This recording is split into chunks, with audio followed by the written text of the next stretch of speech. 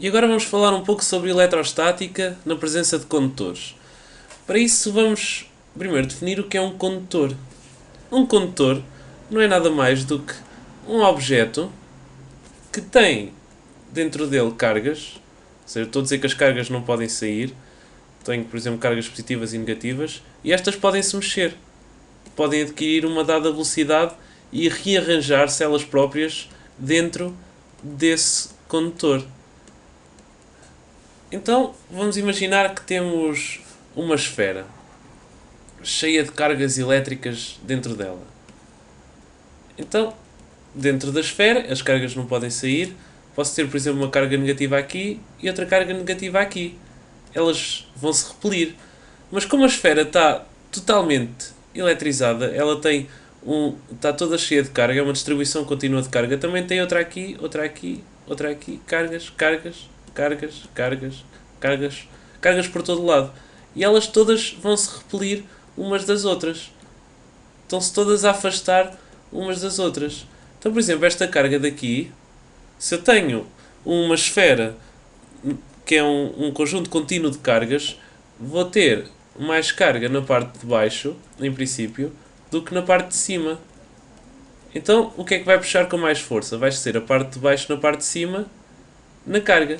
Nós podíamos ter cargas positivas, mas hoje em dia nós sabemos que o que conduz a corrente, o que está na base da corrente, é um movimento orientado de eletrões. São eletrões, vou pôr assim um E com um tracinho, no plural, es, que estão na base da corrente. Então vamos dizer que um condutor pode mover eletrões dentro dele. Então se eu tiver eletrões que têm cargas negativas, estão todas a repelir umas das outras. Da mesma maneira, esta carga aqui tem um bocadinho mais de cargas acima dela do que abaixo dela. Então vai ser repelida para baixo, mas da mesma maneira vai ser repelida para os lados. Então por este esquema, estamos a ver que em equilíbrio, no equilíbrio não vou ter cargas no interior da esfera. Como elas não podem sair, todas as cargas vão estar distribuídas à superfície da esfera. E eu vou ter uma coisa deste género. Então, se as cargas estão distribuídas à superfície, quanto é que será o campo elétrico aqui dentro? Se todas as cargas estão a contribuir com um campo elétrico, por exemplo, esta cancela com o campo elétrico desta. Esta cancela com o campo elétrico desta. Esta cancela com o campo elétrico desta. Todas cancelam e dentro do meu condutor, em princípio, estou a deduzir que o campo elétrico vai ter que ser zero dentro do condutor. Então, para isso, vamos ver matematicamente das equações do eletromagnetismo porque é que o campo dentro de um condutor tem que ser zero. O que é um condutor em equilíbrio? Um condutor em equilíbrio é um condutor em que a velocidade dos seus eletrões é zero. E esta velocidade é uma velocidade macroscópica. Ou seja, os eletrões podem ter movimentos muito pequeninos em torno da sua posição de equilíbrio. Pode andar um bocadinho para aqui, porque aquele está a fazer força, mas mais um bocadinho para aqui, porque aquele está a fazer força, mas anda sempre aqui num dado raio médio. Então, se nós virmos a velocidade média, ou a velocidade que nós vemos a olho nu dos eletrões, vai ser zero, apesar de eles poderem ter flutuações internas. Esta velocidade de ser zero corresponde a não existirem forças elétricas entre os eletrões. Se existisse força, a força era igual à massa vezes a aceleração, massa de elétron vezes a aceleração, que eu vou chamar elétrica, e a aceleração ia impingir uma dada velocidade. Mas nós sabemos que esta velocidade é zero. Então a força também tem que ser igual a zero. Se a força é igual a zero e a força é a carga vezes o campo eletrostático, deduzimos que o campo eletrostático no interior do condutor, porque aqui estamos a ver as forças internas, é igual à aceleração interna, que é a velocidade dos eletrões, igual a zero. Ou seja, o campo interno tem que ser igual a zero. E somente assim é que vamos ter um condutor em equilíbrio. Ou seja, não há movimento macroscópico das cargas elétricas. Então, se as minhas cargas vão estar distribuídas à superfície, qual é a densidade que eu vou definir para um condutor? Vou definir a densidade de carga superficial, o sigma. Então, se o sigma é é a densidade de carga superficial, elas todas uniformemente distribuídas à superfície, isto vai ser uma constante. Vai ser uma constante do meu condutor. E agora, se eu metesse mais cargas, o que é que ia acontecer à minha densidade de carga? Tinha uma maior densidade de carga, mas continuava a ser constante. Densidade de carga.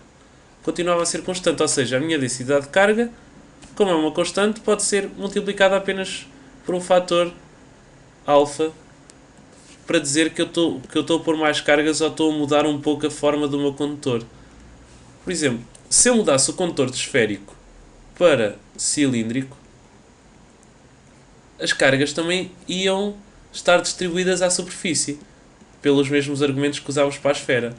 Então a densidade de carga vai depender. Já vimos que é uma constante, então vai depender da geometria do meu problema. Ou seja, se é um cilindro, se é uma esfera, se é outra coisa qualquer. Então ela pode ser multiplicada por uma constante, por exemplo, o sigma de uma esfera pode ser, sei lá, 2. 2, pronto, coulomb por metro quadrado.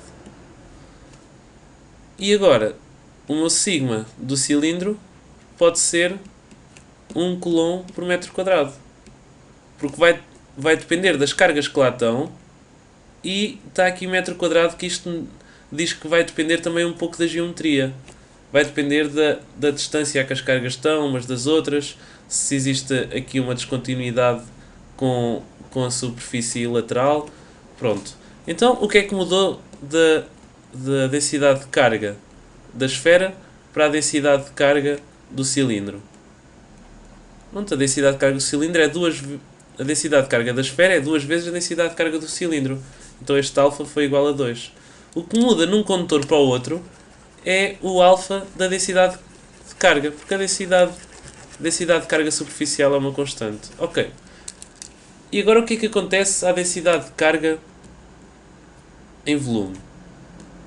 O que é que acontece à densidade de carga em volume? Pelas equações que nós tínhamos anteriormente, a divergência do campo elétrico era igual a ρ sobre ε0. ρ que é a densidade de carga em volume. Posso pôr aqui dq dv.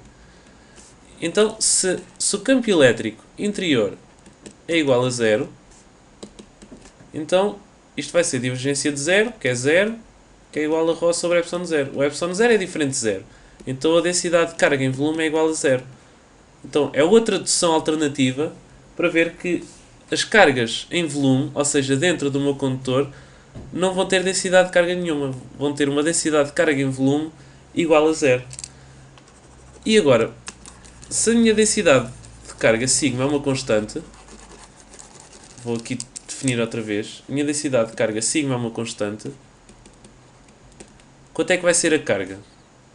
Carga não é mais do que a densidade de carga total vezes a superfície S. Vou pôr aqui superfície. Se a carga é a densidade de carga vezes a superfície, por exemplo, numa esfera, isto vai ser 4πr ao quadrado da esfera vezes a densidade de carga. Isto é a minha carga da esfera. Vou pôr aqui uma esfera.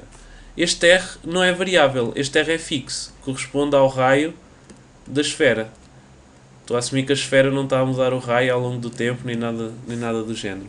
Então a minha carga vai estar completamente bem definida se eu conseguir definir a densidade de carga. Para eu definir a densidade de carga, vou às equações da descontinuidade do campo elétrico, um dos últimos vídeos, em que tínhamos visto que se eu tiver um campo elétrico interior é 1 e este campo for normal, e um campo elétrico exterior é 2 normal, vi que o campo elétrico normal lá fora menos o campo elétrico normal lá dentro ia ser exatamente igual a sigma sobre ε0. Era uma das equações que tínhamos anteriormente. Mas o campo lá dentro é 0. Foi o que nós vimos. Então a densidade de carga vai ser igual a ε0 vezes o campo elétrico exterior. O campo elétrico normal exterior. E pronto, assim, calculando o campo elétrico exterior, conseguimos definir a densidade de carga à superfície, conseguimos encontrar a carga 4πr² vezes sigma e conseguimos encontrar tudo. a partir daqui podemos definir uma boa constante que é muito usada quando estamos assim a falar de condutores, que é C, a capacidade. O que é a capacidade de um condutor? Eu quero definir uma constante que não me dependa da densidade de carga mudar ou não. Sei que a densidade de carga é uma constante. Posso mudar sigma para alfa sigma quando muda a geometria. Então, a minha carga não é mais do que sigma vezes a superfície. Ou para os que querem isto mais bem deduzido, é o integral de superfície da densidade de carga. E também sei que o meu potencial V é Q sobre 4πε0 vezes o raio. Ou seja, também vai ser, para quem quiser ver isto melhor, o integral da densidade de carga ds sobre R. E estou apenas a pôr aqui a densidade de carga superficial, porque já vimos que a densidade de carga em volume era igual a zero porque o condutor está em equilíbrio. Então, que bom que com estas duas quantidades, sabendo o potencial e a carga, que constante é que eu posso fazer? Se o sigma for para um alfa vezes sigma, como vimos anteriormente, a carga também vai para alfa vezes a carga. Porque isto vai para alfa vezes o integral de sigma ds, porque o alfa pode passar para fora do integral, e isto é alfa vezes a carga. Aqui é a mesma coisa. O potencial também vai para alfa vezes o novo potencial. Se eu substituir o sigma por alfa vezes sigma, isto fica alfa vezes 1 sobre 4πε0, o integral de sigma sobre rds. Porque o alfa, sendo uma constante, pode passar para fora do integral, isto é na mesma alfa vezes o potencial. Então, para eu cortar esta constante alfa, o que é que eu vou fazer? Vou definir uma capacidade que é igual à carga sobre o potencial. A capacidade nova, se eu mudar, vai para alfa vezes a carga a dividir por alfa vezes o potencial. E as alfas cortam e tenho na mesma carga sobre o potencial. Ou seja, a minha capacidade, que é carga sobre o potencial V, é um bom indicador do meu condutor. Porque se eu ao mudar a densidade de carga para outra densidade de carga, que vem multiplicada por um alfa, esta capacidade não muda. Chamo-lhe um bom número ou um bom fator para caracterizar os condutores.